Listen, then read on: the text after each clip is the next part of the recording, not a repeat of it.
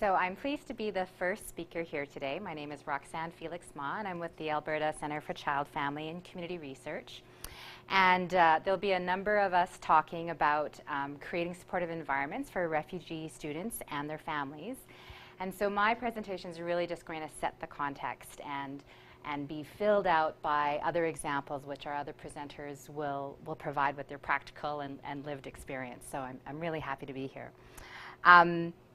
My background is I am a researcher, but I also used to work in a frontline settlement agency where I worked a lot with schools as partners. So that's where I'm pulling a lot of my examples and my presentation from, and as well I did a little bit of research just to pull from that. And by the end of this presentation you may have more questions than answers, but that's okay. I think that's a good place to start, and this is a complex topic, so I'm hoping that this opens the door to other things that you can pursue. So the very first thing that I'd like to do is just acknowledge the number of organizations I've worked with over the past years whose insights and experiences have fed into this presentation. Without their work, this presentation wouldn't be here today. And some of them produce resources, which I'd be happy to forward to anyone if my contact information is at the end of the presentation. So, just to start off with is recognizing that Canada is a nation of immigrants. When you think about your own personal backgrounds, it's very difficult for a person.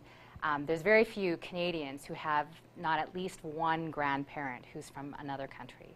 So when you think of it that way, when you think about your own backgrounds, we realize how Canada is really built on immigration. And right now it's about 1 in 5, which is one in 5 are foreign-born Canadians, which is one of the more higher proportions in the developing world. The only other country is Australia, which is higher. And to be honest, this will be increasing over time. There's not enough birth rate to match the labor needs of this country. And so the very first institution to recognize that demographic change are schools. We all know that if you want to see where a population's going, you go to the school and you look at what's happening there, and you'll see where the population of Canada is headed. And right now, I mean, I think, for example, English language learners who are under the age of 6, I believe it's around 1 in 7 in Alberta. So you can see that there is quite the number of foreign-born students coming to Canada. And you can see from the slide here that there's a lot of different ways that people come to Canada, that we have migrants, and the majority is economic immigrants. So these are people who have to meet a certain kind of criteria, a certain point system, and once they do, then they come to Canada. Then others are sponsored, their family class from someone who's already here. And then we have refugees. So today the presentation is focused on refugees, of course because of the current Canadian context, but it's really only 10% of newcomers to Canada. And of that 10%, 40%, so 4% overall, are government-sponsored. So this is the families that we hear about in the news, the government-sponsored. The other 60% of the refugee class are privately sponsored. So it's actually quite a small proportion that we hear about in the news. And also on the slide you see temporary foreign workers, and they also have families. They also come with families, and that's another class into itself. So all of these different groups of migrants have different issues. Today we'll be focusing on refugees, but certainly a lot of the things we're talking about will apply to all groups. So just to highlight, most importantly, that the difference between an independent immigrant and a refugee is a refugee family or refugee class are people who are forced to flee, often under traumatic conditions. And when you're an immigrant, you make the choice. You decide, I'm ready to leave. I'm going to decide when I'm going to leave, who I'm going to say goodbye to, what I'm going to take, what I'm not. And refugees don't often have that choice. The official definition is here, and that's on your slide, which you can see. But to highlight that when you think of it that way, and we all know how we feel when we are often don't have a choice about leaving a job or leaving a city or even saying goodbye to someone, that there's traumatic, there's loss there. So when you look at the definition of a refugee, then you're saying to yourself automatically, they've faced some kind of loss. Now that doesn't mean that there isn't resiliency, that they don't have social capital to cope with those changes, but absolutely without a doubt, there is some kind of loss, some kind of grief, some kind of trauma that they've faced, and that's a given. And worldwide, we have 20 million refugees. So you can see, when you look at that number, why when Canada offered to accept 40,000, given that the third statistic there is 100,000 are resettled annually per year, that Canada is really seen as this, wow, thank you, Canada, because it's a huge number of refugees that Canada is resettling worldwide. And 51% of refugees overall are under the age of 18, so most of them are young. For the Syrian refugees coming in, 83% are women and children, so that they're a highly vulnerable group. And refugees as a group overall are highly vulnerable. And then there's just a statistic there about how many we've offered to place Canada. And I guess what I also wanted to highlight is that while the media has really covered Syrian refugees, Canada has made a number of commitments to settle other types of refugees from other countries. And this slide shows the commitment that Canada has made to resettling other types of refugees from other countries. So again, the conversation you'll hear today is to support really all of these groups. And I think I'll just leave it there at that. So one of the things that I'd like to highlight is when we think about, when I had said, when we think about the immigration journey, and if as an immigrant you make the choice, and as refugees there are choices being made for you, and there are losses. Immigrants, when they come to a new country, if you look on the right hand of this slide, you know, in life in Canada, there are adjustments you have to make. You know, you're unfamiliar with things, there's some discrimination, there's different types of institutions that you have to get used to. And there's always a transition there. And that journey is a lot easier for voluntary immigrants than it is for refugees because they have faced losses. And depending on whether or not what has happened between their original home state and how long that journey has been to coming to Canada, that journey and what has happened differs greatly. So they might have gone to a refugee camp, they may not, like political refugees don't often. You could be in a refugee camp that has a school system in place, or maybe they don't have a school system. There might be opportunity to work, maybe you're allowed to earn an income, and in some places you're not allowed to work at all and you have to kind of work under the table. It varies quite broadly. There's quite a number of differences in life in a refugee camp, not to mention how long. So Syrian refugees typically right now have probably been in refugee camps around 3 years. Syria itself used to be the second or third largest hosting population of refugees, and so now that they are a refugee-producing country, a lot of the refugees that are coming over are actually refugees from other countries that had fled to Syria for safety. And in other cases, life in the refugee camp is like 25 years. So the Karen population, for example, who came from Burma a couple of years ago, I mean, many of them had been there 25, 30 years. Whole generations are born in refugee camps. So the journey is very different for each community. And on top of that, when you think about the survival skills of a youth or of a kid in a refugee camp will be very different than the survival skills in a school. Right? So looking at that pre-migration journey is really important to understand in order to help refugee kids adapt to their current context. So the other interesting, really quick thing is that the refugees of today are very different than refugees 30 years ago. So in 2002, the policy was changed where Canada asked for the refugees who were the most vulnerable. In the past, Canada asked for the refugees who are kind of the cream of the crop. They got the smartest, they got those who are the most organized, they got the community leaders, and they recognize, you know what, if we're going to help people, we need to help those who need the most help. So now we get those who have disabilities, those who have large families, single-led parents, those kinds of things. So there is a change in the type of refugees that Canada has been accepting. And of course, I'll just do this really quick, there is the transportation loan. So refugees who come to Canada are asked to pay back the costs of their medical costs and their travel costs. And they are asked to pay this back, unfortunately, 1 month after they get to Canada with interest. So here's this other burden that often creates a tension for families in trying to make healthy choices for their future. They may choose to go to school, they may choose to work part-time instead of focusing on their education or employment skills because of this constraint. Now, the Syrian refugees who are coming in are exempt from this.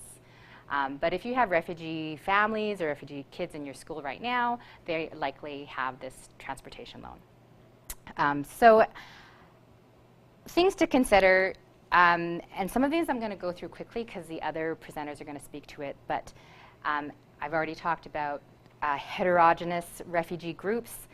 Look at the specific history, and I believe the other speakers are going to talk about what does that mean for school processes and assessment. Understand that identity and culture, that's partially part of the reason they're here in Canada. So it is important to them. I've touched upon really quickly the pre-migration challenges, but there's always more opportunity to learn about the pre-migration challenges and then what they're coping with now that they're here in Canada post-migration.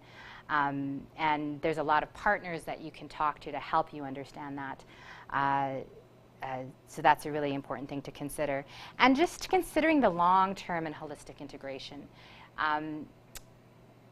And I'll share a personal story here because I know the other presenters are going to touch on something, so I can skip over some, so I'll talk about this here. But it's really easy when you're a child of an immigrant, and my parents immigrated from the Philippines, and to see your parents as maybe not having the wisdom to help you in Canada. And it's really easy to distance yourself from a culture or their knowledge because it's not grounded here. And the more a school community can strengthen that family tie, the better it is for the kid and the better it is for that family. Because in the long term, that family is really going to be what helps this child succeed. And that integration, that long-term health, often with refugee families, the post-traumatic stress disorder doesn't settle in until maybe 5 to 7 years after they've gotten here. Because they need to settle, they need to survive, they need to get all their things in order. And once everything's in order, then they start to remember some of the really difficult things. Then they start to cope with some of the losses. So you really need to think long term for these communities, and that can only lead to success. So I think what I'd like to focus on are the things that people can do right now. Obviously, there's a number of long-term things you can advocate for, curriculum, ongoing professional development, etc. But what I'd like to talk to you about things that have emerged in the research about what are best practices, and the examples I will leave for the other presenters to talk about because I know that they're addressing them. And anyways, yeah. So one thing is try to not just focus on learning. Try to look at all aspects, social and emotional competencies. Especially because that can tie children and include them in the school community and may make them more attached to that community quicker than learning success might, right? So maybe it'll take them a while to get that learning success, but if they feel connected, if they feel supported, already they're creating connections to the school community, and that leads to success certainly down the road. And part of that might be investing in partnerships with partners in the community, with your families. There's a lot of resources out there that schools may not know about and may not, frankly, have the time because they're very busy. They have their own priorities. But if you can get a community partner to help you find out the resources you might need, then they can help bring in those supports for you. And just so you know, the Alberta Association of Immigrant Serving Agencies, so there's a website, that's the acronym there, ASA, is a really good website if you don't know who the settlement agency is in your area. And they can certainly make those connections for you, who can provide you with some supports. And invest in other activities, not necessarily learning, like sports and arts, to help create that bond and create that inclusion. The previous slides were of a photo voice project we did one summer at a junior high, where the kids took pictures of one another and then shared them, and that kind of created a new kind of community among those kids. And I remember some of the kids saying to us, you know, this is the first time I've even had a picture of me with friends. So it's interesting what even a small process like that can do. Leadership is really important, especially from the school leaders, and advocating for them in the many different ways that we know school leaders can do. And remembering that families and communities of refugee students can be a huge resource. And I know the other speaker is going to talk about this, but I know Dr. Anna Kurova talks about co-creation of curriculum, especially in early learning, because there's such wisdom that can help the child be more successful in the long term. And this slide just talks to those different types of social capital that you can get from families and what they can bring. You might already have in your school a initiative that's around inclusion. And to be honest, it might be saying, oh, you know, let's create communities of support or respect for no bullying or for protection against addictions, and that's great. That actually works. Any kind of whole school inclusion program is found to be successful for refugee students. We just forget to lump all the outcomes together, but you will see positive outcomes in all those areas for all types of students. So any kind of whole school approach is really helpful, this ethos of inclusion. And also remembering that even though your specific community might not have discrimination, these kids, if they are racialized, will probably face discrimination. So it doesn't hurt to protect them against it and to help your other students be allies for those students who may face discrimination. The other thing that we've heard in the research is that if there are supports that are supporting refugee students, whether it's the EAL student or EAL teachers, or other kinds of supports that you bring in specifically for refugee students, ensure that they're also integrated with the rest of the staff, because there's a lot of lessons that can be exchanged across the different departments. And to be honest, inclusion in all its different respects, I mean, what you can learn from inclusion for disability can translate to inclusion for refugees, can translate to inclusion for those with special needs. So there's just a lot of different ways that by doing that integration, you'll get multiple multipliers in a sense. Community building, I also wanted to just highlight that sometimes school communities get nervous when they see specific communities bonding. So let's say I'll just pick one ethnocultural group, let's say Somali student. There's a Somali student group, and people say, well, is this safe? Are they really learning about how to integrate, et cetera? And the research has shown that when you support inter-community connections, that gives students and youth the confidence to go outside of their cultural groups. So there's nothing wrong with that. You know, there needs to be balance with both, but certainly you don't want to discourage one at the expense of another. And this kind of approach is supported when we look at bicultural socialization. So, for example, youth who have two cultures. So for myself, for example, being both Filipino and Canadian, there's more success when that identity is grounded in both those cultures. If you leave one out, there's some kind of loss or disassociation or something. So that balanced approach is really valuable. So just, one more, sorry. And also remember that it was interesting because when they did a survey of schools in Australia on whole school inclusion, they said all these schools had an explicit commitment to social justice. And if you build upon the values and principles your school already has, which I'm sure they already have, that ties you tightly to knowing how to navigate these situations. And to be perfectly honest, and I just go to the next slide here, is there's such potential in this youth, and it's not always easy to figure out what is the best solution. But when you have principles as your foundation, and you know what you're aiming for, then there's an opportunity for you to navigate that. It's a bit easier than having this cookie cutter approach and saying, okay, do this for A and do this for B. But when those principles are part of your ethos and your school community, then I think that's a really good grounding. And you'll come up with your own lessons, and you can even create your own community of practice in your own school with other schools nearby and saying, you know, let's share these lessons learned. And I think that's really important to build on the experiences of those communities right there and then. So I also just included a couple of questions on practice. If you've already have already done this work, those of you in your schools, and here's a really good opportunity to kind of think about those things and bring those lessons, generate your own lessons learned in your own communities. I've also included at the next slide a couple of resources that already exist, and you can certainly look at those. Some are national, but I would say most of those are provincial.